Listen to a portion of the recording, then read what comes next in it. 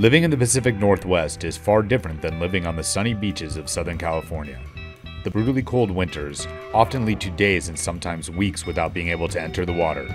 Lincoln City is a small coastal town located on this desolate coast.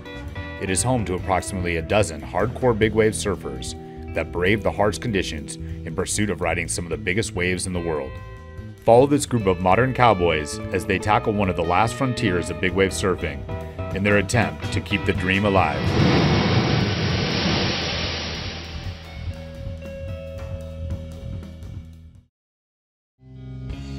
Eric Akiskalian is one of these modern cowboys. A 54-year-old tow surfer, husband, father of two, and the owner of the current record for biggest wave ever surfed at Nelscott Reef, Eric pursues his passion of riding big waves while balancing the responsibilities of life. I'm married and I have 2 kids. I'm busy at home with my kids, my wife. I run a website called towsurfer.com and, try to keep the dream alive.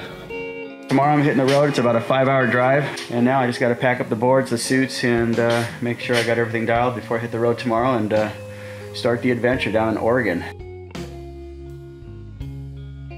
Eric's first step upon arriving in Lincoln City is to check the waves and get in touch with longtime friend and tow partner, big wave surfer Keith Galbraith.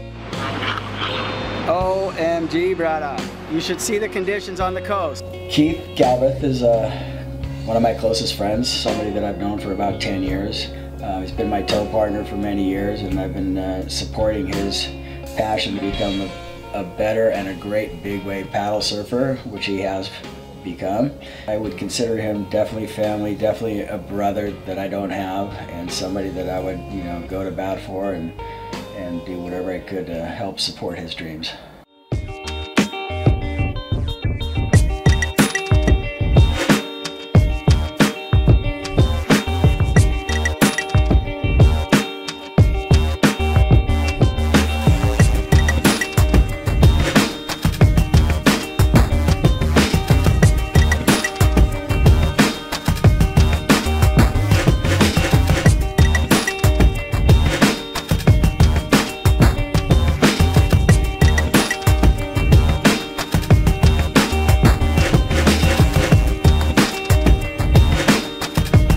It's getting better, but really slow. But as soon as I start putting pressure on it or using it, then the pain comes back. So I just gotta load up on the ibuprofen and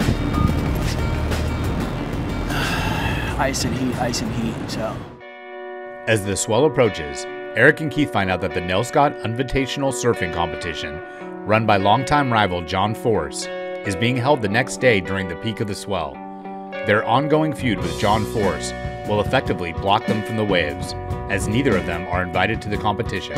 So the main contest up here is the Seat Pro, and that's with the Big Wave World Tour and ASP, and that's being managed and run by Adam Wagner. The second event is done by John Force, who's done 10 annual events up here. Does a good job, and he's got a big heart, and he's John Force, and it is what it is. That evening, Keith gets a phone call that turns their surfing plans upside down.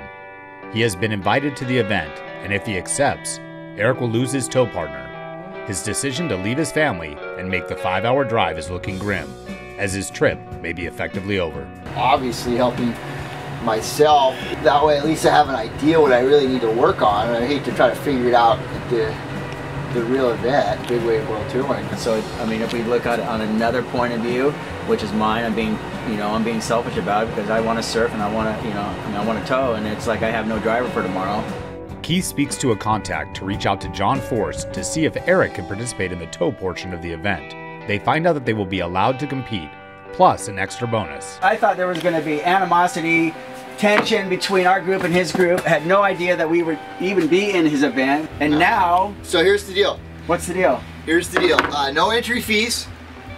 But if we win, we got to give the money back to John. I love it. I love it. If we win, that's cool. Perfect. Perfect. Let's go have fun. Let's go have fun. Next time on Keep the Dream Alive. In the event, not in the event, hate the event, love the event, fuck the event. It's a monkey show. It's what it is.